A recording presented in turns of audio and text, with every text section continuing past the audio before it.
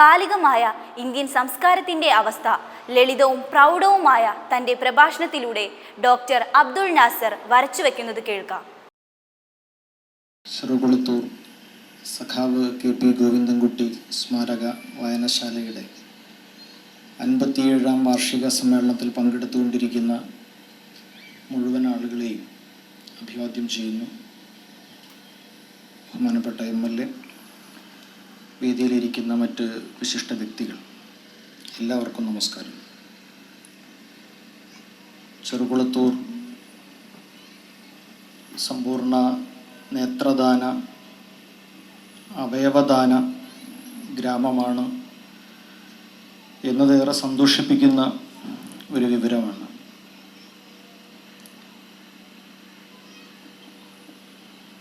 നേരത്തെ സൂചിപ്പിച്ചതുപോലെ, MLA സൂചിപ്പിച്ചതുപോലെ, മനുഷ്യരെ അകറ്റാൻ വേണ്ടിയുള്ള ബോധപൂർവമായ ശ്രമങ്ങൾ നടന്നുകൊണ്ടിരിക്കുന്ന ഒരു കാലത്ത് മനുഷ്യർക്ക് തമ്മിൽ ചേർത്ത് പിടിക്കാനാവുന്ന, മറ്റൊരാളെ നമ്മുടേതെന്ന് കരുതാനാവുന്ന, അപരത്വത്തെ ഉൾക്കൊള്ളാനാവുന്ന ഒരു ദേശം ഇന്ത്യയിൽ ഇന്നേറെ വിലപ്പെട്ടതാണ്.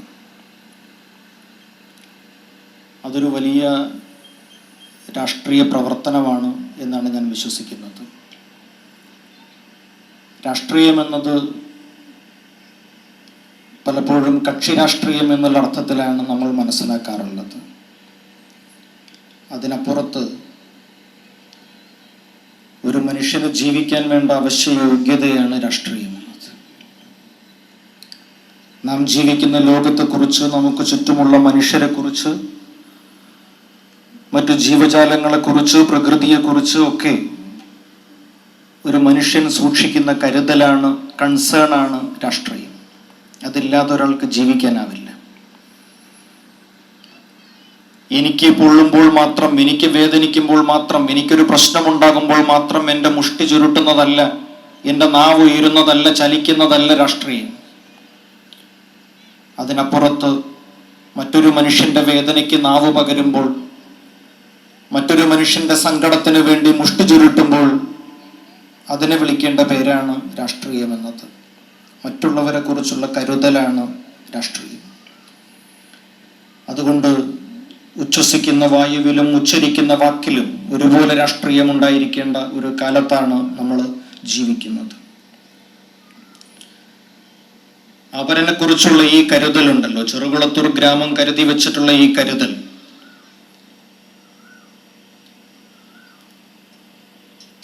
നേത്രം, കണ്ണ്, മറ്റവയവങ്ങളിലൊക്കെ മരണശേഷം മറ്റുള്ളവർക്കായി കരുതി വയ്ക്കുന്ന, ഒരുപക്ഷെ ഒരു മനുഷ്യന് നൽകാവുന്ന ഏറ്റവും ഉദാത്തമായ ജീവിതാനുഭവങ്ങളിൽ ഒന്നതായിരിക്കണം.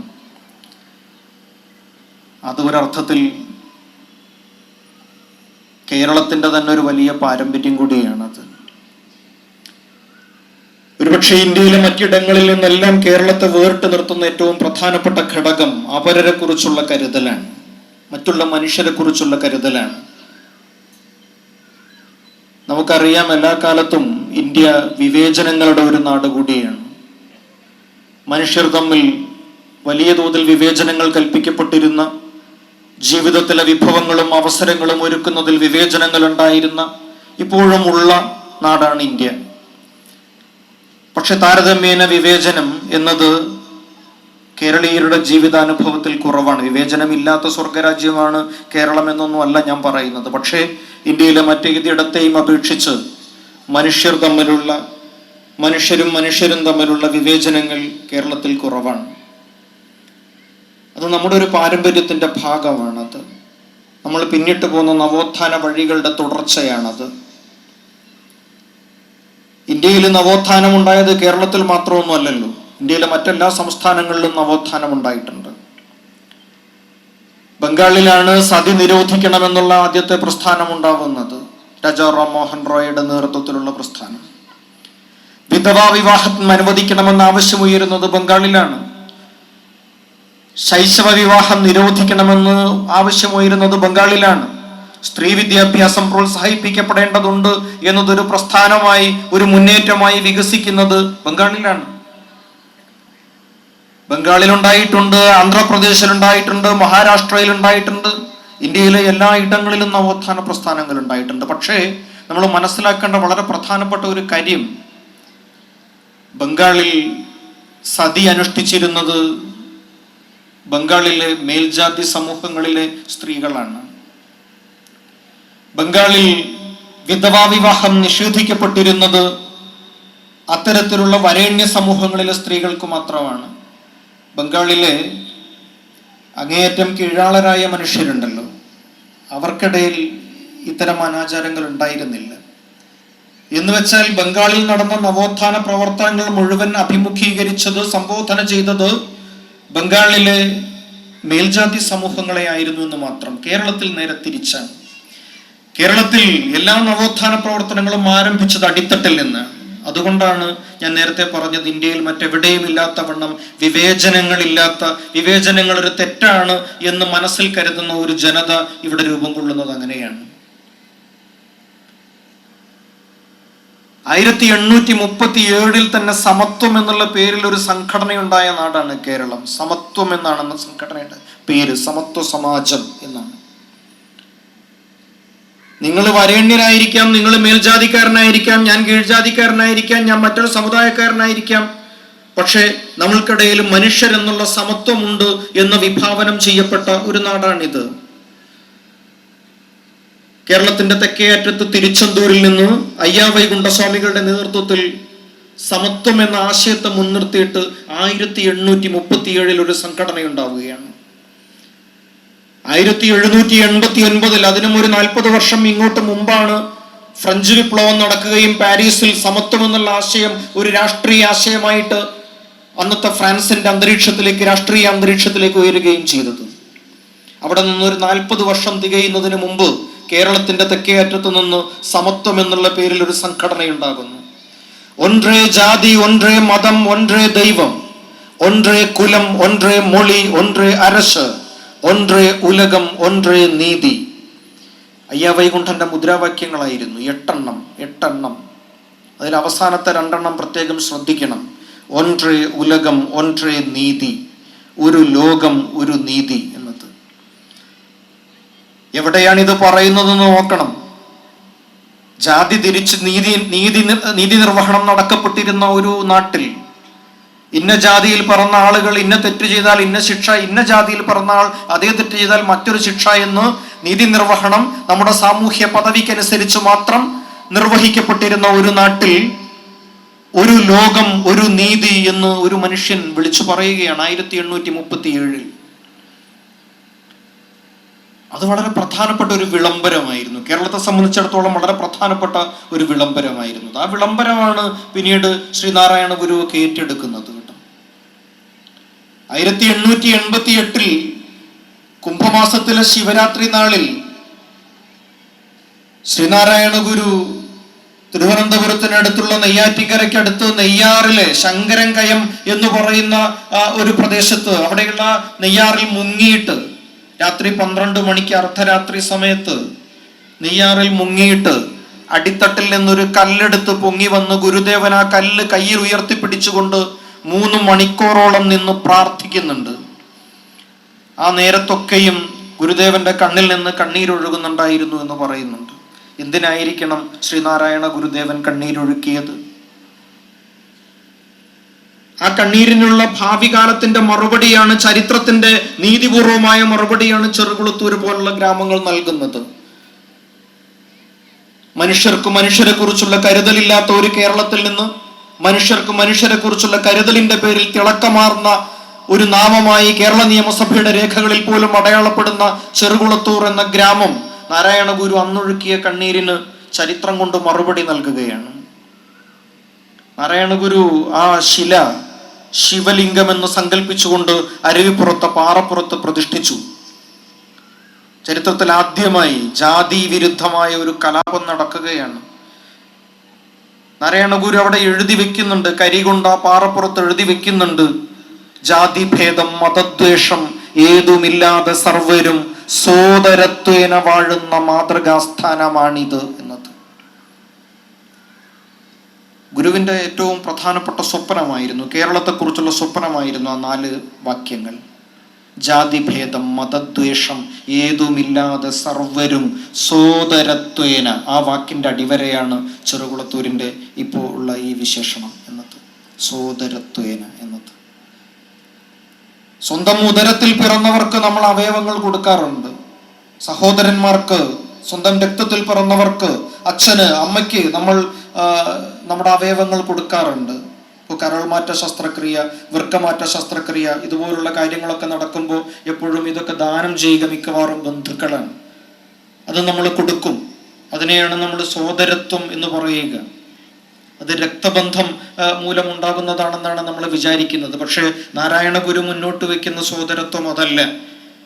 കേരളത്തിൽ ജീവിക്കുന്ന മുഴുവൻ മനുഷ്യർക്കും ജാതിഭേദത്തിനും മതദ്വേഷത്തിനും അപ്പുറം സോദരരായി ജീവിക്കാൻ കഴിയുന്ന ഒരു ഇടത്തെക്കുറിച്ച്, ഒരു ലോകത്തെക്കുറിച്ച്, ഒരു കാലത്തെക്കുറിച്ചുള്ള ഏറ്റവും മഹത്തായ സ്വപ്നമാണത്.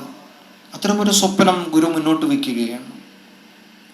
ആ സ്വപ്നത്തിലേക്ക് നടക്കാനുള്ള വഴി എന്ത് എന്നുള്ള ചോദ്യം ഗുരുവിന്റെ മുമ്പിലുണ്ട്. ഗുരു പറയുന്നുണ്ട്, അത് വിദ്യാഭ്യാസമാണ് കേട്ടോ, വിദ്യാഭ്യാസമാണത് എന്ന് ഗുരു തന്നെ പറയുന്നുണ്ട്. ഗുരുവിനോട്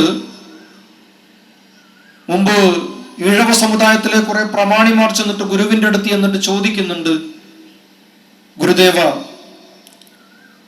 നമ്മുടെ നാട്ടിലെ എല്ലാ മതക്കാർക്കും സ്വന്തമായ തീർത്ഥാടനങ്ങൾ ഉണ്ടല്ലോ, അങ്ങ് ഞങ്ങൾക്കും ഒരു തീർത്ഥാടനം അനുവദിച്ചു തരണം. അങ്ങ് സ്ഥാപിച്ച ഈ ശിവഗിരിയിലേക്ക് എല്ലാ വർഷവും ഒരു വാർഷിക തീർത്ഥാടനം നടത്താനുള്ള അനുവാദം ഞങ്ങൾക്ക് തരണം എന്ന് ഗുരുദേവനോട് ചെന്ന് പറയുന്നുണ്ട്. ഗുരുദേവൻ അവരോട് ചോദിച്ചു, എന്താണ് നിങ്ങളുടെ തീർത്ഥാടനത്തിന്റെ ലക്ഷ്യം? അവർക്ക് മറുപടിയൊന്നും ഉണ്ടായിരുന്നില്ല. അവർ പറഞ്ഞു, അല്ല, എല്ലാ മതക്കാരും തീർത്ഥാടനം നടത്തുന്നുണ്ടല്ലോ, അതുകൊണ്ട് ഞങ്ങൾക്കും ഒരു തീർത്ഥാടനം നടത്തിയാൽ കൊള്ളാമെന്നുണ്ട് എന്ന് പറയുന്നുണ്ട്. ആ സമയത്ത് ഗുരുദേവൻ അവർക്ക് തീർത്ഥാടനത്തിന്റെ, ശിവഗിരി തീർത്ഥാടനത്തിന്റെ ലക്ഷ്യങ്ങൾ നിർണയിച്ചു കൊടുക്കുന്നുണ്ട്. അതിൽ ആദ്യത്തെ ലക്ഷ്യമായിട്ട് ഗുരുദേവൻ പറഞ്ഞത് വിദ്യാഭ്യാസം എന്നതാണ്. വിദ്യാഭ്യാസം ആലോചിച്ച് നോക്കൂ. ലോകത്തിൽ ഇന്നോളം ഏത് കാലത്തും ഒരു തീർത്ഥാടനത്തിന്റെയും പ്രഥമവും പ്രധാനവുമായ ലക്ഷ്യം ഈശ്വരഭക്തി അല്ലാതെ മറ്റൊന്നല്ല. ഈശ്വരഭക്തിയെ ലാക്കാക്കിയാണ്, അതിനെ കേന്ദ്രമാക്കിയാണ് ലോകത്തിലെ ഏത് തീർത്ഥാടനവും നടക്കുക. അങ്ങനെ അല്ലാത്ത ഒരു തീർത്ഥാടനം ലോകത്തുണ്ടെങ്കിൽ അത് കേരളത്തിലാണ്, ശിവഗിരിയിലാണ്. ഇന്ന് ശിവഗിരിയിൽ ഇരിക്കുന്നവർക്ക് അത് എത്രമാത്രം അറിയുമെന്ന് അറിഞ്ഞുകൂടാ. പക്ഷേ ശിവഗിരി തീർത്ഥാടനത്തിന്റെ പ്രഥമ ലക്ഷ്യമായി ഗുരുദേവൻ ചൂണ്ടിക്കാണിച്ചു കൊടുത്തിട്ടുള്ളത് വിദ്യാഭ്യാസമാണ്. വിദ്യാഭ്യാസമാണ്. രണ്ടാമത്തേത് കൃഷിയാണ്. മൂന്നാമത്തേത് ശുചിത്വമാണ്. നാലാമത്തേത് സംഘടനയാണ്. അഞ്ചാമത്തേത് വ്യവസായമാണ്. ആറാമത്തേത് കൈത്തൊഴിലാണ്. ഏഴാമത്തേത് ശാസ്ത്ര സാങ്കേതിക ജ്ഞാനമാണ്. എട്ടാമത്തേത് കച്ചവടമാണ്. ഇത്തരത്തിൽ ഒരുപക്ഷെ കേരളീയ ജനതയെ നവോത്ഥാനത്തിന്റെ രാജപാതയിലേക്ക് ആനയിക്കാൻ തക്ക 8 ലക്ഷ്യങ്ങൾ നിർണയിച്ചു കൊടുക്കുന്നുണ്ട് ഗുരുദേവൻ. 8 ലക്ഷ്യങ്ങൾ. പള്ളിക്കൂടങ്ങളാണ് ഇനി കേരളത്തിൽ സ്ഥാപിക്കേണ്ടതെന്ന് പറയുന്നുണ്ട്. എന്തിനാണ് ഇങ്ങനെ ഈ പള്ളിക്കൂടങ്ങൾ സ്ഥാപിക്കുന്നതെന്ന് ആലോചിച്ച് നോക്കിയിട്ടുണ്ടോ? എന്തിനാണ് അന്ന് സ്കൂളുകൾ സ്ഥാപിക്കണമെന്ന് ഗുരുദേവൻ പറഞ്ഞത് എന്തിനാണ് എന്നുള്ളത്? അത് നമ്മൾ ഈ നേരത്തെ പറഞ്ഞ വിവേചനങ്ങളില്ലാത്ത സോദരത്വേനയുള്ള ഒരു സമൂഹ സൃഷ്ടിക്കുള്ള ഏറ്റവും പ്രധാനപ്പെട്ട ഉപാധിയാണ് എന്നുള്ള കൃത്യമായ രാഷ്ട്രീയ ബോധ്യത്തോടു കൂടിയാണത്. അയ്യങ്കാളിയോട് മഹാത്മാഗാന്ധി ചോദിക്കുന്നുണ്ട്. ഗാന്ധി വൈക്കം സത്യാഗ്രഹത്തിന്റെ സമയത്ത് കേരളത്തിൽ വന്നപ്പോ അന്നത്തെ പ്രധാനപ്പെട്ട സാമുദായിക രാഷ്ട്രീയ നേതാക്കന്മാരെയൊക്കെ ഗാന്ധി കണ്ടുമുട്ടുന്നുണ്ട്. ഗാന്ധി അയ്യങ്കാളിയെ കണ്ടപ്പോൾ ചോദിച്ച ചോദ്യം, മിസ്റ്റർ കാളി, താങ്കളുടെ പ്രവർത്തനങ്ങളുടെ ലക്ഷ്യം എന്താണ് എന്ന് ചോദിക്കുമ്പോൾ അയ്യങ്കാളി നൽകുന്ന മറുപടിയുണ്ട്. അയ്യങ്കാളി പറയുന്നുണ്ട്, എന്റെ സമുദായത്തിൽ നിന്ന് 10 BA-ക്കാരുണ്ടായി കാണണമെന്നാണ്. വൈക്കം ക്ഷേത്ര സത്യാഗ്രഹം നടക്കുന്ന സമയത്ത് എൻ്റെ സമുദായക്കാർക്ക് ക്ഷേത്രത്തിൽ കടക്കാനുള്ള അനുവാദം ലഭിക്കണം എന്നല്ല, എൻ്റെ സമുദായക്കാർക്ക് വഴി നടക്കാനുള്ള അവകാശം ലഭിക്കണമെന്നല്ല വില്ലുവണ്ടി സമരം നടത്തിയ അയ്യങ്കാളി പറയുന്നത്. മറിച്ച് എൻ്റെ സമുദായത്തിൽ നിന്ന് 10 BA-ക്കാരുണ്ടായി കാണണമെന്നാണ്. വിദ്യാഭ്യാസമായിരുന്നു കേരളം മുന്നോട്ട് വെച്ച ബദൽ എന്ന് പറയുന്നത്. ആ വിദ്യാഭ്യാസത്തിലൂടെയാണ് നമ്മൾ ഈ പറയുന്ന രീതിയിൽ വിവേചനരഹിതമായ, മനുഷ്യർക്ക് മനുഷ്യരെ അകറ്റി നിർത്താത്ത, മനുഷ്യർ തമ്മിലുള്ള വിവേചനങ്ങൾ അവസാനിപ്പിച്ച ഒരു പുതിയ ലോകപ്പിറവി നമ്മൾ സാധ്യമാക്കിയെടുത്തത് അങ്ങനെയാണ് എന്നർത്ഥം. ഇന്ത്യയിലെ മറ്റ് ആലോചിച്ച് നോക്കണം നമ്മൾ. ഈ കേരളം അങ്ങ് കഴിയുന്നോട് കൂടിയിട്ട് ഈ വിവേചനങ്ങളൊക്കെ അതേപടി നിലനിൽക്കുന്നുണ്ടെന്നുള്ളതാണ് യാഥാർത്ഥ്യം. ആംനസ്റ്റി ഇന്റർനാഷണലിന്റെ കണക്കനുസരിച്ച്, ഈ കഴിഞ്ഞ സെപ്റ്റംബറിൽ പുറത്തു വന്ന കണക്കനുസരിച്ച്, തമിഴ്നാട്ടിൽ 71 ദലിതരായ ഗ്രാമപഞ്ചായത്ത് പ്രസിഡന്റുമാർ ഗ്രാമപഞ്ചായത്ത് യോഗങ്ങളിൽ അധ്യക്ഷം വഹിക്കുന്നത് ഈ നിലത്തിരുന്നു കൊണ്ടാണ്. മറ്റെല്ലാ പഞ്ചായത്ത് മെമ്പർമാരും കസേരയിൽ ഇരിക്കുമ്പോൾ ഈ പഞ്ചായത്ത് പ്രസിഡന്റുമാർ തറയിലിരിക്കണം. എന്താണ് കാര്യം? അവർ ദലിതരാണ് എന്നുള്ള ഒറ്റ കാരണം കൊണ്ട്. എവിടെയാണ്? കേരളത്തോട് തൊട്ടടുത്ത് കിടക്കുന്ന തമിഴ്നാട്ടിൽ 71 ഗ്രാമപഞ്ചായത്ത് പ്രസിഡന്റുമാർ ദലിതരാണ് എന്നുള്ള ഒരൊറ്റ കാരണം കൊണ്ട് ഇത്തരത്തിൽ വിവേചനം നേരിടുന്നു. കേരളത്തിന്റെയും തമിഴ്നാടിന്റെയും അതിർത്തി ഗ്രാമമായ കൊഴിഞ്ഞാമ്പാറയിൽ, പാലക്കാട് ജില്ലയുടെ കൊഴിഞ്ഞാമ്പാറയിൽ പോയി നോക്കിയാൽ കാണാൻ കഴിയുന്ന മറ്റൊരു ഒരു വേദനിപ്പിക്കുന്ന കാഴ്ചയുണ്ട്. അവിടെയുള്ള ചക്കിലിയ സമുദായത്തിൽപ്പെട്ട ആളുകൾക്ക് ഹോട്ടലുകളിൽ, അവിടെയുള്ള റെസ്റ്റോറൻറ്റുകളിൽ, അവിടെ എല്ലാവരും കുടിക്കുന്ന ഗ്ലാസ്സിൽ ചായ കൊടുക്കില്ല. അവർക്ക് ചായ കുടിക്കാൻ വേണ്ടി മാത്രം ഒട്ടു ഗ്ലാസ്സുകൾ വേറെ ഇവിടെ അടുക്കി വെച്ചിട്ടുണ്ടാവും. അതെടുത്തിട്ട് അത് കൊടുക്കുക, കുടിച്ചു കഴിഞ്ഞാൽ അത് കഴുകി അവിടെ തന്നെ കമഴ്ത്തി വെക്കുക എന്നത് ഈ 2025 ഫെബ്രുവരി 8 നിങ്ങൾ ഇപ്പോൾ കൊഴിഞ്ഞാമ്പാറയിൽ പോയി നോക്കിയാലും കാണാൻ പറ്റുന്ന കാഴ്ചയാണത്. അവിടെയുള്ള ചക്കിലിയ സമുദായത്തിലെ യുവാക്കൾക്ക് മുടി വെട്ടിക്കണമെങ്കിൽ പൊള്ളാച്ചിയിലേക്ക് പോകണം. അവിടെ മുടിവെട്ടി കൊടുക്കില്ല. അത്തരത്തിലുള്ള വിവേചനങ്ങൾ നിലനിൽക്കുന്ന ഒരു വലിയ രാജ്യത്തിന്റെ ഭാഗമാണ് നമ്മൾ. എങ്ങനെയാണ് ഒരു രാജ്യം എങ്ങനെയാണ് അതിൻ്റെ ജനതയോട് അനീതി ചെയ്യുക എന്നറിയാമോ? അത് ചില മനുഷ്യരെ അദൃശ്യരാക്കി നിർത്തിക്കൊണ്ട് അവരോട് വിവേചനങ്ങൾ കാണിച്ചുകൊണ്ടാണ് ഒരു രാഷ്ട്രം അതിൻ്റെ ജനതയോട് അനീതി ചെയ്യുക. നമ്മൾ വിചാരിക്കുന്നത് പോലെ നമ്മളിപ്പോൾ ഈ ദേശീയത എന്നുള്ള വാക്കൊക്കെ വലിയ തോതിൽ ഉയർത്തി കാണിക്കപ്പെടുന്നുണ്ടല്ലോ ഇന്ത്യയിൽ ദേശീയത എന്ന് ഉയർത്തി കാണിക്കുമ്പോൾ നമ്മൾ എന്താ വിചാരിക്കുന്നത്? ഇന്ത്യയിൽ ജനിച്ചു വീഴുന്ന മുഴുവൻ മനുഷ്യരെയും ഉൾക്കൊള്ളുന്ന ഒരു സംവിധാനമാണ് അത് എന്നല്ലേ? നമ്മുടെ ദേശീയ പതാക, നമ്മുടെ ദേശീയ മൃഗം, നമ്മുടെ ദേശീയ ചിഹ്നങ്ങൾ, നമ്മുടെ ദേശീയ സ്മാരകങ്ങൾ ഇല്ലേ, ഇതൊക്കെ ആരുടേതാണെന്ന് ആലോചിച്ച് നോക്കിയിട്ടുണ്ടോ നിങ്ങൾ? ഇന്ത്യയിൽ എത്രയോ മനുഷ്യർ ഈ ദേശീയതയ്ക്ക് പുറത്താണ്. ഇന്ത്യയിൽ ദലിതരുടേതായിട്ടുള്ള ഒരു സ്മാരകം നിങ്ങൾക്ക് കാണാൻ കഴിയും എവിടെയെങ്കിലും? ഈ മനുഷ്യർ ഇത്രയും കാലം ഈ നാട്ടിൽ ജീവിച്ചതല്ലേ? എത്രയോ സഹസ്രാബ്ദങ്ങൾ ഇന്ത്യയിലെ ബഹുഭൂരിപക്ഷം വരുന്ന ദലിത് പിന്നാക്ക ജനതകൾ ഇന്ത്യയിൽ ഉണ്ടായിരുന്നില്ലേ? അവരല്ലേ ഇന്ത്യയെ നിർമ്മിച്ചെടുത്തത്? അവർക്കല്ലേ ഇന്ത്യയിലെ എല്ലാ അറിവുകളും സ്വായത്തമായിരുന്നത്? ആർക്കാണ് ഇന്ത്യയിലെ മണ്ണിനെ കുറിച്ച് അറിയാമായിരുന്നത്? ആർക്കാണ് ഇന്ത്യയിലെ മണ്ണിന്റെ പ്രകൃത മാറ്റങ്ങളെ കുറിച്ച്, സ്വഭാവ മാറ്റങ്ങളെ കുറിച്ച്, ഇന്ത്യയിലെ ജലത്തെക്കുറിച്ച്, ജലത്തിന്റെ പ്രകൃതത്തെക്കുറിച്ച്, പുഴകളെ കുറിച്ച്, കടലിനെ കുറിച്ച്, കായലുകളെ കുറിച്ച് അറിയാമായിരുന്നത്? ആർക്കാണ് ഇന്ത്യയിലെ ലോഹങ്ങൾ സംസ്കരിക്കാൻ അറിയാമായിരുന്നത്? ആർക്കാണ് ഇന്ത്യയിലെ ലോഹങ്ങൾ അടിച്ചു പരത്തി ആയുധങ്ങളാക്കാൻ, ഉപകരണങ്ങളാക്കാൻ അറിയാമായിരുന്നത്? ആരാണ് ഉപകരണങ്ങൾ ഉണ്ടാക്കിയിരുന്നത്? ആരാണ് കെട്ടിടങ്ങൾ പണിതുയർത്തിയിരുന്നത്? ആരാണ് തുഴച്ചിൽ വിദ്യ കണ്ടുപിടിച്ചിരുന്നത് ഇന്ത്യയിൽ? ആരാണ് വലിയ വലിയ റോഡുകളും പാലങ്ങളും ഒക്കെ ഉണ്ടാക്കിയത് ഇന്ത്യയിൽ? ഈ വിദ്യകളൊക്കെ അറിയാമായിരുന്നത് ഇന്ത്യയിലെ ഈ പറയുന്ന ഏറ്റവും സാധാരണക്കാരായ മനുഷ്യർക്കാണ്. പക്ഷെ അവരുടെ ജീവിതത്തിന്റെ, അവരെ ഇത്രയും കാലം ഈ നാട്ടിൽ ജീവിച്ചതിന്റെ ഒരു അടയാളവും നിങ്ങൾ ഇന്ത്യയിൽ ഉടനീളം സഞ്ചരിച്ചാൽ എവിടെയും കാണില്ല. നിങ്ങൾ നിരവധി രാജസ്മാരകങ്ങൾ കാണും, നിങ്ങൾ നിരവധി ക്ഷേത്രങ്ങൾ കാണും, നിങ്ങൾ നിരവധി ഗോപുരങ്ങളും അപൂർവ സ്തംഭങ്ങളും കാണും. പക്ഷെ അവയിൽ ഒന്നിൽ പോലും നിങ്ങൾക്ക് ദലിതർ ഈ നാട്ടിൽ ജീവിച്ചതിന്റെ ഒരു അടയാളവും കാണാൻ കഴിയില്ല. 1774 America, United States of America, declaration of freedom, American declaration of freedom എന്ന് പറയുന്ന വലിയ ഒരു കരാറൊക്കെ ഒപ്പിട്ട രാജ്യമാണ് അമേരിക്ക. എല്ലാ മനുഷ്യരുടെയും സമത്വം രേഖയിൽ നിയമപരമായി പ്രഖ്യാപിക്കപ്പെട്ട രാജ്യമാണ് അമേരിക്ക. പക്ഷെ നമുക്കറിയാം എങ്ങനെയാണ് അമേരിക്കയിൽ റെഡ് ഇന്ത്യൻ ഗോത്രക്കാരും അവിടെയുള്ള കറുത്ത വർഗക്കാരായ മനുഷ്യരും എങ്ങനെയാണ് ആ നാടിന്റെ ചരിത്രത്തിൽ നിന്ന് അപ്രത്യക്ഷരായി പോയത് എന്നുള്ളത് നമുക്കറിയാം. അമേരിക്കയിൽ പോയി നിങ്ങൾ ഏത് ആർട്ട് ഗാലറിയിൽ പോയാലും, ഏത് മ്യൂസിയത്തിൽ പോയാലും, ഏത് ആർക്കൈവുകളിൽ പോയാലും നിങ്ങൾക്ക് ഈ കറുത്ത വർഗക്കാർ അവരുടെ ജീവിച്ചതിന്റെ ഒരടയാളവും നിങ്ങൾക്ക് കാണാൻ കഴിയില്ല. ഒരടയാളവും കാണാൻ കഴിയില്ല. എല്ലാ നാട്ടിലും ഇതുപോലെ വലിയ തോതിൽ ചില ജനതകളെ അകറ്റി മാറ്റി നിർത്തിക്കൊണ്ടാണ്, അപരരാക്കി നിർത്തിക്കൊണ്ടാണ്, അന്യത്വത്തിന്റെ ഇരുട്ടിലേക്ക് മാറ്റി നിർത്തിക്കൊണ്ടാണ്, അപ്രത്യക്ഷരാക്കിക്കൊണ്ടാണ്, അദൃശ്യരാക്കിക്കൊണ്ടാണ് എല്ലാ അധികാര ഘടനകളും നിലനിന്ന് പോരുന്നത് എന്നർത്ഥം. എല്ലായിടത്തും ഇതാണ് അവസ്ഥ, എല്ലായിടത്തും. അതിനെയാണ് നമ്മൾ ഫാസിസം എന്ന് പറയുക. ഒരു ജനതയോട്, ആ രാഷ്ട്രത്തിനകത്തുള്ള അധികാര ഘടനകൾ കാണിക്കുന്ന വിവേചനപൂർണമായ അനീതികളുടെയാണ് നമ്മൾ ഫാസിസം എന്ന് പറയുക. ഉംബർട്ടോ എക്കോ ഫാസിസം എന്ന് പറയുന്ന അദ്ദേഹത്തിന്റെ ഏറ്റവും പ്രശസ്തമായ പുസ്തകത്തിൽ ഫാസിസത്തിന്റെ 28 ലക്ഷണങ്ങൾ പറയുന്നുണ്ട്. അതിനകത്ത് ഏറ്റവും പ്രധാനമായി പറഞ്ഞു വെക്കുന്ന ഒരു കാര്യം എന്ന് പറയുന്നത് ഈ മനുഷ്യർ തമ്മിൽ പരസ്പരം അങ്ങോട്ടും ഇങ്ങോട്ടും കൽപ്പിക്കുന്ന വിവേചനങ്ങളെ കുറിച്ച് തന്നെയാണ്. ഒരു ജനതയുടെ നേർക്ക് നമ്മൾ വിവേചനത്തിലൂടെ അനീതി പ്രവർത്തിക്കുന്നതിനെ കുറിച്ചാണ്. 1930കളിൽ തുടക്കത്തിൽ ജർമ്മനിയിൽ അഡോൾഫ് ഹിറ്റ്ലർ ഭരണം നടത്തുന്ന സമയത്ത് അവിടെയുള്ള ജൂതരായ മനുഷ്യരെ കുറിച്ച് അവരെ കുറിച്ചുള്ള വെറുപ്പ് ജർമ്മൻ ജനതകൾക്കിടയിൽ പ്രചരിപ്പിച്ചത് എങ്ങനെയാണെന്ന് അറിയാമോ?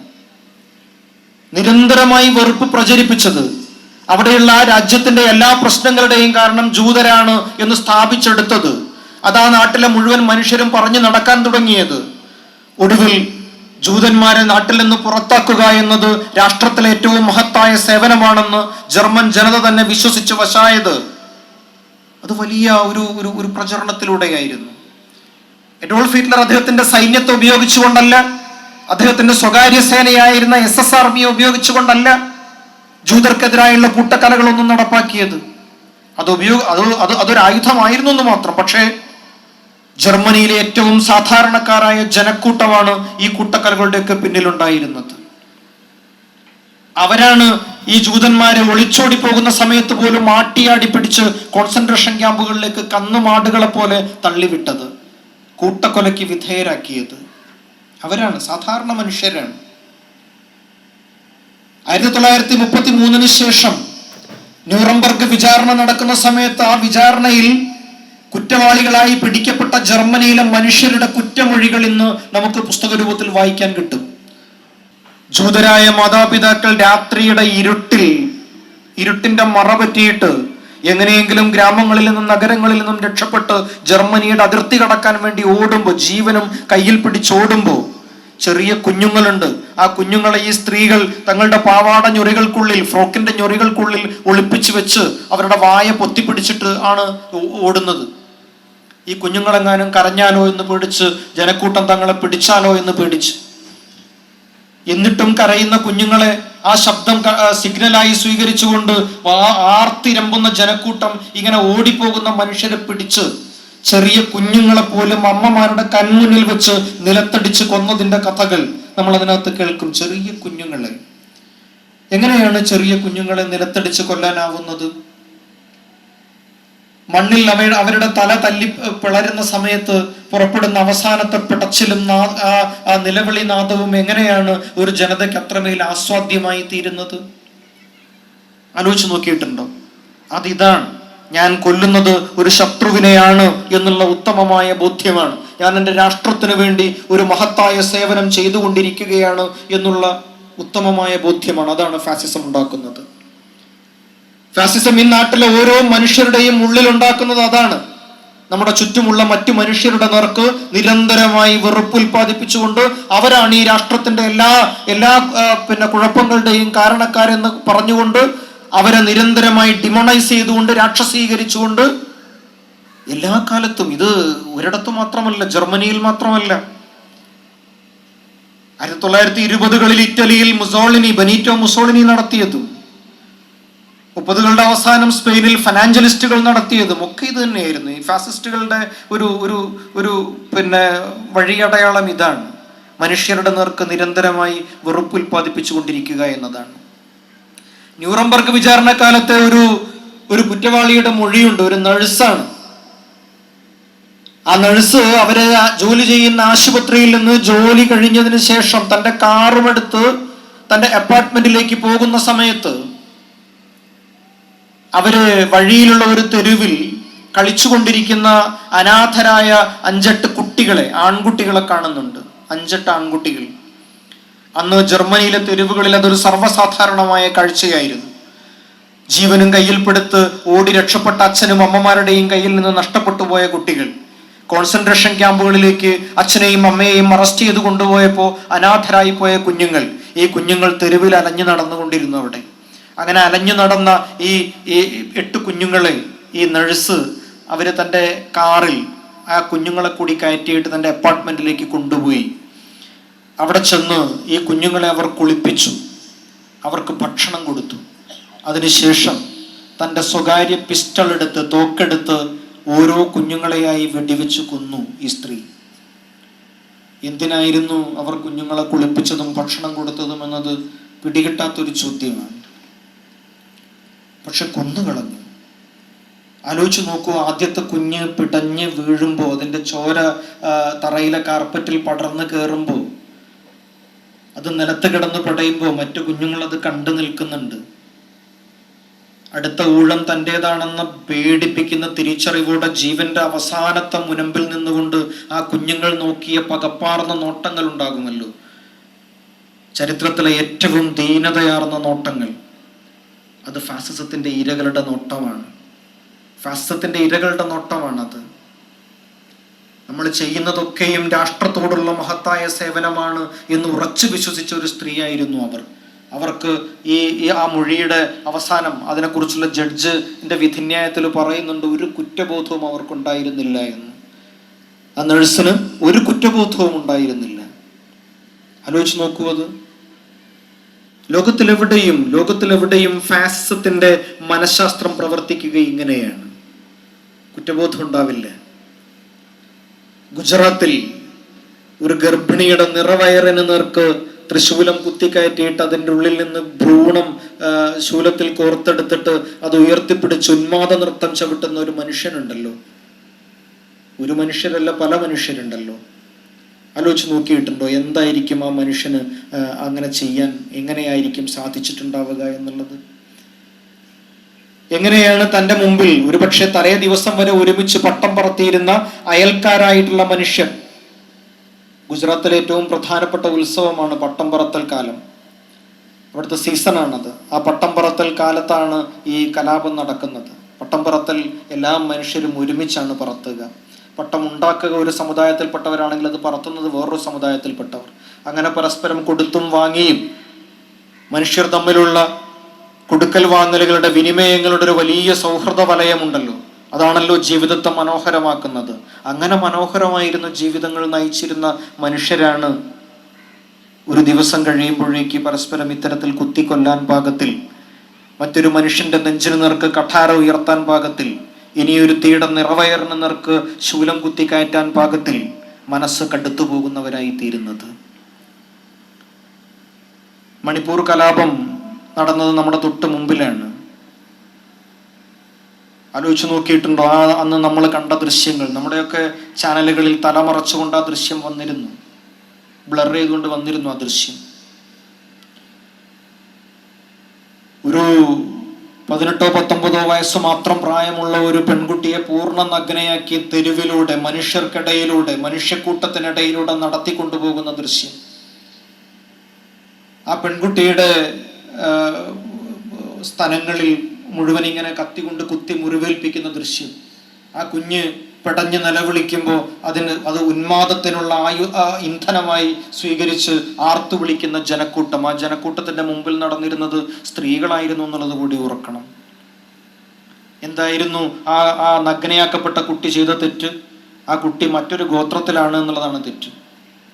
അങ്ങനെയാണ് എൻ്റെ ഗോത്രത്തിന്റെ, എൻ്റെ വംശത്തിന്റെ, എൻ്റെ മതത്തിന്റെ, എൻ്റെ വിഭാഗത്തിന്റെ ശത്രുവാണ് നിങ്ങൾ എന്ന് മുദ്ര കുത്തപ്പെട്ട് കഴിഞ്ഞാൽ, നിങ്ങൾ ഏറ്റവും വെറുക്കപ്പെടേണ്ടവരാണ് എന്ന് മുദ്ര കുത്തപ്പെട്ട് കഴിഞ്ഞാൽ, പിന്നെ നിങ്ങളുടെ നേർക്ക് കത്തി ഉയർത്താൻ, നിങ്ങളുടെ നേർക്ക്, നിങ്ങളുടെ ചങ്കിന് നേർക്ക് ആയുധം വെക്കാൻ പിന്നെ ഞാൻ മടിക്കേണ്ടതില്ല എന്ന് നിരന്തരം പഠിപ്പിക്കപ്പെടുന്ന വെറുപ്പിന്റെ പ്രത്യയശാസ്ത്രമാണ് ഫാസിസം എന്ന് പറയുന്നത്. അങ്ങനെ പഠിപ്പിക്കപ്പെട്ട മനസ്സുകളാണ് ഈ പറയുന്ന ഒരു കുഞ്ഞിനെ, ഒരു പെൺകുട്ടിയെ, 18-19 വയസ്സുള്ള ഒരു പെൺകുട്ടിയുടെ അഭിമാനം ഇങ്ങനെ ജനക്കൂട്ടത്തിന് നടുവിൽ പിച്ചു ചീന്തിക്കൊണ്ട് നടത്തിക്കൊണ്ടുപോകുന്ന പെണ്ണുങ്ങളും ആണുങ്ങളും അടങ്ങുന്ന ആ സംഘത്തിലുണ്ടായിരുന്നത്. ഒരു മനുഷ്യന്റെ തല വെട്ടിയെടുത്തിട്ട്, കഴുത്തിന്റെ മുകളിൽ നിന്ന് വെട്ടിയെടുത്തിട്ട് മുടിയിൽ ഉയർത്തിപ്പിടിച്ചുകൊണ്ട് നടന്നു നീങ്ങിയ മറ്റൊരാളുടെ ചിത്രം നമ്മൾ കണ്ടതാണ് തെരുവിൽ ഈ മണിപ്പൂർ കലാപത്തിന്റെ സമയത്ത്. എങ്ങനെയാണത് സാധ്യമാവുന്നത്? തല വെട്ടിയെടുക്കുന്നത് നമുക്ക് മനസ്സിലാവും, അങ്ങനെ ചെയ്യുന്ന ക്രിമിനലുകളെ നമ്മളും കണ്ടിട്ടുണ്ടാവും. പക്ഷെ അങ്ങനെ വെട്ടിയെടുത്ത് പെടയുന്ന ആ തല കയ്യിലെടുത്തുകൊണ്ട് അത് തൂക്കിപ്പിടിച്ച് ജനക്കൂട്ടത്തിനിടയിലൂടെ ആവേശോന്മാദത്തോടെ നടന്നു നീങ്ങുന്ന ഒരു മനുഷ്യന്റെ മനസ്സ് എന്തുമാത്രം കല്ലിച്ചു പോയിട്ടുണ്ടാവണം? എന്തിന്റെ പേരിൽ? തന്നോട് എന്തെങ്കിലും അനീതി ചെയ്തതിന്റെ പേരിലാണോ? തന്നോട് എന്തെങ്കിലും വ്യക്തിപരമായ അനീതി ചെയ്തതിന്റെ പേരിലാണോ? ആ കൊല്ലപ്പെട്ട മനുഷ്യൻ എന്തെങ്കിലും തെറ്റ് ചെയ്തിട്ടുണ്ട്, അയാൾ പാപിയാണ് എന്ന ബോധ്യത്തിലാണോ അത്? അതൊന്നുമല്ല. മറിച്ച് അയാൾ ജനിച്ച വംശം എന്ന് പറയുന്നത് തൻ ശത്രുവായി കണക്കാക്കുന്ന വംശമാണ് എന്നുള്ള ഒരൊറ്റ കാരണം കൊണ്ടാണ്. ലോകത്തിലെ ഏറ്റവും വലിയ വംശീയ കലാപം നടന്ന ആഫ്രിക്കൻ രാജ്യം റുവാണ്ടയാണ്.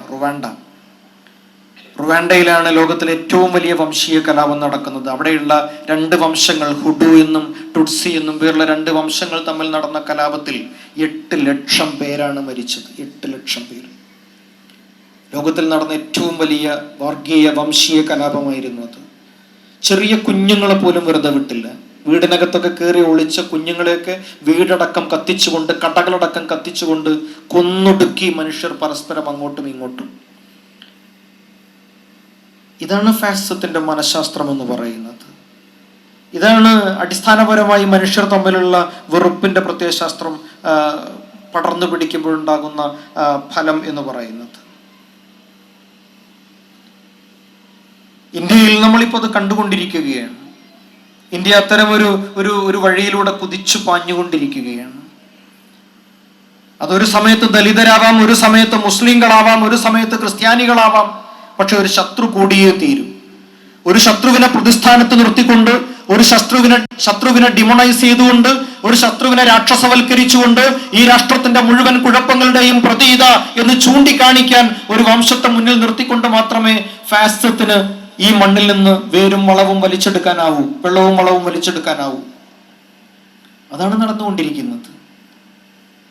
നിങ്ങൾ ഒരു ജനതയോട് അനീതി ചെയ്യുമ്പോൾ, ഒരു ജനതയോട് വിവേചനങ്ങൾ നടത്തുമ്പോൾ ആലോചിച്ച് നോക്കൂ. ഇന്ത്യയില് നമ്മളിപ്പോ ഈ സംസാരിച്ചു കൊണ്ടിരിക്കുന്ന ഈ സമയത്തും എത്രയോ മനുഷ്യർ ചില പ്രത്യേക വംശത്തിൽ പിറന്നവരാണ് എന്നുള്ള ഒരൊറ്റ കാരണം കൊണ്ട് പീഡനത്തിനിരയാവുന്നുണ്ട്. 2024 നവംബറിലാണ്. 2024 നവംബർ എന്ന് പറഞ്ഞാൽ 4 മാസം പിറകോട്ട് പോയാൽ നിങ്ങൾ ഉത്തർപ്രദേശിൽ നിന്നൊരു വാർത്ത കേൾക്കും. ക്ലാസ് മുറിയിൽ കുടിക്കാനുള്ള വെള്ളം വെച്ചിരുന്ന കലത്തിൽ പോയി തൊട്ടതിന്റെ പേരിൽ ഒരു ദലിത് ബാലനെ, 6ാം ക്ലാസ്സിൽ പഠിച്ചിരുന്ന ഒരു ദലിത് ബാലനെ ക്ലാസ് അധ്യാപകൻ അടിച്ചു കൊന്ന വാർത്ത. വലിയൊരു മരമുട്ടി എടുത്തിട്ട് തലയ്ക്കടിച്ചിട്ട് ഒരു കുഞ്ഞിനെ കൊന്നുകളഞ്ഞ വാർത്ത 2024 നവംബറിൽ. മനുഷ്യരോട് ഈ പറയുന്ന അനീതികൾ ഇന്ത്യയിൽ ഒരു നിത്യസംഭവമാണ്. അതൊരു വാർത്ത പോലുമല്ല. ഇന്ത്യയിൽ അതൊരു വാർത്തയേ അല്ല. 2012 ഇന്ത്യയിൽ നിർഭയ സംഭവം നടക്കുന്നത്. ഒരുപക്ഷെ ഇന്ത്യ അതിന്റെ ചരിത്രത്തിലെ വലിയ ഞെട്ടലുകളിൽ ഒന്ന് അനുഭവിച്ച ദിനമായിരുന്നു 2012 ഡിസംബർ 16. അന്നാണ് ഡൽഹിയിലെ ഒരു ബസ്സിൽ വെച്ച് 18 വയസ്സ് മാത്രം പ്രായമുള്ള ഒരു പെൺകുട്ടി അതിക്രൂരമായ ബലാത്സംഗത്തിന് വിധേയയായത്. അതിക്രൂരമായ കൂട്ട ബലാത്സംഗത്തിന്. നമുക്ക് ചിന്തിക്കാൻ കഴിയാത്ത അത്രമേൽ വന്യവും മൃഗീയവുമായ ഒരു കൂട്ട റേപ്പിനാണ് ആ പെൺകുട്ടി വിധേയയായത്. അവള് ആശുപത്രിയിൽ കിടന്ന് നരകിച്ചത് 13 ദിവസമാണ്. ഡിസംബർ 29 സിംഗപ്പൂരിലെ ആശുപത്രിയിൽ വെച്ച് ആ പെൺകുട്ടി മരിച്ചു. മരിക്കുന്നതിൻ്റെ തലേ ദിവസം ആ കുട്ടി, സംസാരിക്കാൻ കഴിയാതിരുന്ന ആ കുട്ടി, വെന്റിലേറ്ററിലായിരുന്ന ആ കുട്ടി ആശുപത്രിയിലെ ഡോക്ടർക്ക് ഒരു കുറിപ്പെഴുതി കൊടുക്കുന്നുണ്ട്, എന്നെ ഒന്ന് രക്ഷപ്പെടുത്തി തരുമോ എന്ന്. അത്ര വേദന തിന്ന് ഒരു കുഞ്ഞ് മരിച്ചുപോയി. ആ കുഞ്ഞിന് നമ്മൾ നിർഭയ എന്ന് പേരിട്ടു. ഇന്ത്യ അവളെ സ്വന്തം മകളായി കരുതി. ഇന്ത്യയിലെ മുഴുവൻ മഹാനഗരങ്ങളിലും അവൾക്ക് വേണ്ടി പ്രാർത്ഥനായോഗങ്ങൾ നടന്നു. മെഴുകുതിരി കത്തിച്ചുള്ള പ്രാർത്ഥനകൾ. ആ പ്രാർത്ഥനകളെല്ലാം വിഫലമാക്കിക്കൊണ്ടാണ് ആ പെൺകുട്ടി ഡിസംബർ 29 മരിച്ചത്. പക്ഷെ ആലോചിച്ച് നോക്കൂ, അതേ ദിവസം ഈ ഡിസംബർ 16 2012 ഡിസംബർ 16 പിന്നീട് ദ വയർ മാഗസിൻ പുറത്തു കൊണ്ടുവന്ന ഒരു വാർത്തയനുസരിച്ച് 28 ദലിത് പെൺകുട്ടികൾ അന്ന് ഡൽഹിയുടെയും ഹരിയാനയുടെയും അതിർത്തി ഗ്രാമത്തിൽ വെച്ച് കൂട്ട ബലാത്സംഗത്തിന് വിധേയരായിട്ടുണ്ട്. നിങ്ങൾക്ക് ആർക്കെങ്കിലും അറിയാമോ അങ്ങനെ ഏതെങ്കിലും ഒരു പെൺകുട്ടിയെ? അവർക്ക് ആർക്കെങ്കിലും നമ്മൾ പേരിട്ടിട്ടുണ്ടോ? അവരെ ആരെങ്കിലും നമ്മൾ എന്തെങ്കിലും ഒരു പേര് വിളിച്ചിട്ടുണ്ടോ? ഡൽഹിയിൽ പിറന്ന ഒരു മധ്യവർഗ കുടുംബത്തിൽ പിറന്ന ഒരു പെൺകുട്ടിക്ക് സംഭവിച്ച ഒരു ദുരന്തത്തെ രാഷ്ട്രം അതിന്റെ ആത്മാവിൽ ഏറ്റുവാങ്ങുകയും പ്രാർത്ഥനകൾ കൊണ്ടും പ്രതിഷേധങ്ങൾ കൊണ്ടും അതിനെതിരായി ഒരു രാഷ്ട്രത്തിന്റെ മനസാക്ഷിയെ മുഴുവൻ ഉണർത്തിവിടുകയും ചെയ്തു. വേണ്ടതാണ്. പക്ഷേ ഈ 28 ദലിത് പെൺകുട്ടികളുടെ പേരെന്തേ നമ്മൾ കേൾക്കാതെ പോയത്? അവർക്കെന്തേ നിർഭയ പോലെ പ്രതീകാത്മകമായ പിന്നീടുള്ള മുഴുവൻ കാലത്തേക്കും ദിശാസൂചിയായ ഒരു പേര് നൽകാതെ പോയത്? ആ വാർത്ത പോലും എവിടെയും ചർച്ച ചെയ്യപ്പെടാതെ പോയത് എന്തുകൊണ്ടാണ്? ഇന്ത്യയിൽ അതൊരു നിത്യസംഭവമാണ് എന്നുള്ളത് കൊണ്ടാണ്. ഇന്ത്യയിൽ കൂട്ടബലാത്സംഗത്തിന് വിധേയമാകുന്ന ദലിത് പെൺകുട്ടികൾ എന്ന് പറയുന്നത്, പൂർണ്ണ നഗ്നരാക്കി ഇലക്ട്രിക് പോസ്റ്റുകളിൽ കെട്ടിയിട്ട് മർദ്ദിക്കപ്പെടുന്ന ദലിത് പുരുഷന്മാരും സ്ത്രീകളും എന്ന് പറയുന്നത് ഇന്ത്യയിലെ ഒരു നിത്യസംഭവമാണ്. 1931 ബാബാ സാഹേബ് അംബേദ്കർ, BR അംബേദ്കർ, അന്ന് ബ്രിട്ടനുമായുള്ള 2ാം വട്ട മേശ സമ്മേളനം നടക്കുന്നതിന്റെ തൊട്ട് മുമ്പ് 2ാം വട്ട മേശ സമ്മേളനത്തിൽ അംബേദ്കർ മുന്നോട്ട് വച്ചിരുന്ന ഏറ്റവും പ്രധാനപ്പെട്ട ആവശ്യം ഇന്ത്യയിൽ നടക്കുന്ന പൊതു തെരഞ്ഞെടുപ്പിൽ ദലിതർക്ക് പ്രത്യേക പ്രാതിനിധ്യ മണ്ഡലങ്ങൾ വേണമെന്നുള്ളതായിരുന്നു. ഗാന്ധി അംബേദ്കറെ സന്ധി സംഭാഷണത്തിന് വേണ്ടി വിളിച്ചു. 1931 ഡിസംബറിൽ ഗാന്ധിയും അംബേദ്കറും ബോംബെയിലെ മണിഭവനിൽ വെച്ച് കണ്ടുമുട്ടുന്നുണ്ട്. ആ സമയത്ത് ഗാന്ധി അംബേദ്കറോട് പറയുന്നുണ്ട്, അംബേദ്കർ, ഈ ആവശ്യത്തിൽ നിന്ന് പിൻവാങ്ങണം. ഈ ആവശ്യം നിങ്ങൾ മുന്നോട്ട് വെച്ചാൽ നമ്മുടെ മാതൃരാജ്യത്തിന്റെ സ്വാതന്ത്ര്യം കുറെ കൂടി അകന്നു പോകും. അംബേദ്കർ തിരിച്ചു ചോദിക്കുന്നുണ്ട്, നമ്മുടെ മാതൃരാജ്യമോ? ഗാന്ധി, എനിക്കൊരു മാതൃരാജ്യമില്ല. നിങ്ങൾ നമ്മുടെ മാതൃരാജ്യം എന്ന് പറയുന്നു, പക്ഷെ ഞാൻ ആവർത്തിച്ചു പറയുന്നു, എനിക്കൊരു മാതൃരാജ്യമില്ല. കുടിക്കാൻ ഒരു തുള്ളി വെള്ളം കിട്ടാത്ത, നടക്കാൻ ഒരു പൊതുവഴി പോലും ലഭ്യമല്ലാത്ത, പട്ടിക്കും പൂച്ചയ്ക്കും പോലും ഉള്ള വില ലഭിക്കാത്ത ഈ നാടിനെ ഞാൻ എൻ്റെ മാതൃരാജ്യമായി കാണുന്നില്ല ഗാന്ധിജി എന്ന് അംബേദ്കർ മറുപടി പറയുന്നുണ്ട്. 1931 അംബേദ്കർ ഹൃദയത്തെ കടഞ്ഞെടുത്ത വേദനയോടുകൂടി പറഞ്ഞ ആ വാക്യങ്ങൾ ഈ 2025 ഫെബ്രുവരി 8-ാം തീയതിയുടെ ഈ രാത്രിയിലും ഇന്ത്യയിൽ എവിടെയൊക്കെയോ മനുഷ്യർ ഇപ്പോഴും അതേ വാക്യങ്ങൾ, ഇതെന്റെ മാതൃരാജ്യമല്ലല്ലോ, ഞങ്ങൾക്ക് ഈ നാടിന്റെ അവകാശങ്ങൾ കിട്ടുന്നില്ലല്ലോ, മറ്റുള്ള മനുഷ്യർക്ക് തുല്യമായ അവകാശങ്ങൾ ഞങ്ങൾക്കില്ലല്ലോ എന്ന് മാഴുകുന്നുണ്ട്, എന്ന് കരയുന്നുണ്ട്, എന്ന് കരളുരുകി വേദനിക്കുന്നുണ്ട്.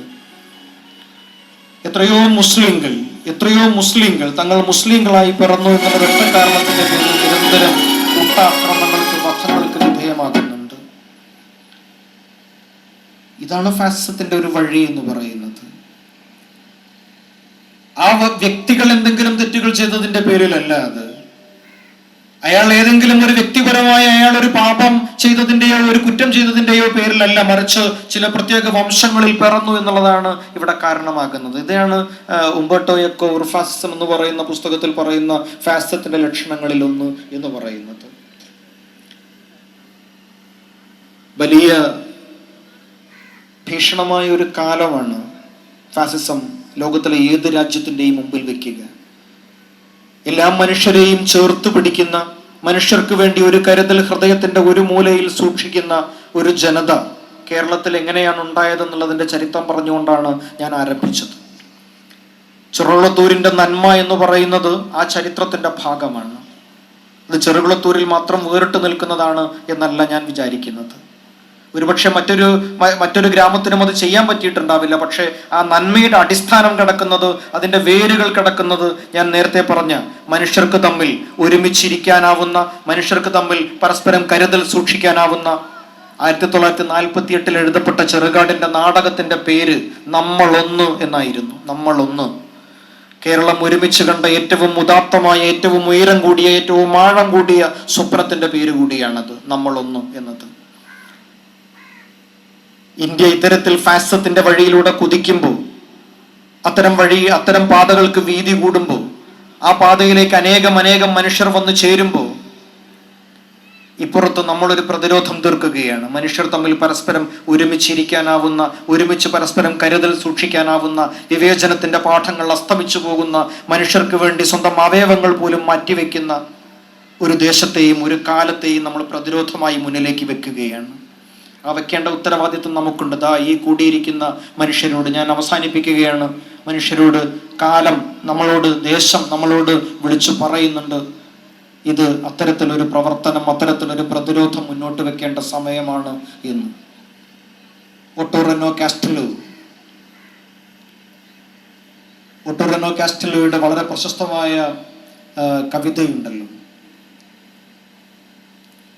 ദരിദ്രരുടെ ജീവിതവും സ്വപ്നവും തെരുവിൽ കത്തിയെരിയുകയായിരുന്നപ്പോൾ നിങ്ങൾ എന്തു ചെയ്യുകയായിരുന്നു എന്ന് എൻ്റെ നാട്ടിലെ അരാഷ്ട്രീയ ബുദ്ധിജീവികൾ ഒരു നാൾ ചോദ്യം ചെയ്യപ്പെടും. ദരിദ്രരുടെ ജീവിതവും സ്വപ്നവും തെരുവിൽ കത്തിയെരിയുകയായിരുന്നപ്പോൾ നിങ്ങൾ എന്തു ചെയ്യുകയായിരുന്നു എന്ന് എൻ്റെ നാട്ടിലെ അരാഷ്ട്രീയ ബുദ്ധിജീവികൾ ഒരു നാൾ ചോദ്യം ചെയ്യപ്പെടും. ആ ചോദ്യം നാളെ നമുക്ക് നേരെയും ഉയരും. നമ്മുടെ നെഞ്ചിന് നേർക്ക് വിറച്ചു തുള്ളിയാർക്കും ആ ചോദ്യത്തിന് നേർക്ക് സത്യസന്ധതയോടെ, ആത്മാർത്ഥതയോടെ നിൽക്കണമെങ്കിൽ ഈ നാൾ പ്രവർത്തിക്കാനുള്ളതാണ്, പ്രതിരോധിക്കാനുള്ളതാണ്. സ്നേഹത്തിന്റെ, പരസ്പരമുള്ള ചേർത്തുവെപ്പിന്റെ, കരുതലിന്റെ, കൂട്ടായ്മയുടെ ഈ ഇടങ്ങൾ കൂടുതൽ കൂടുതൽ വികസിക്കട്ടെ എന്ന് ആശംസിച്ചുകൊണ്ട് ഞാൻ എൻ്റെ വാക്കുകൾ അവസാനിക്കുന്നു. നന്ദി.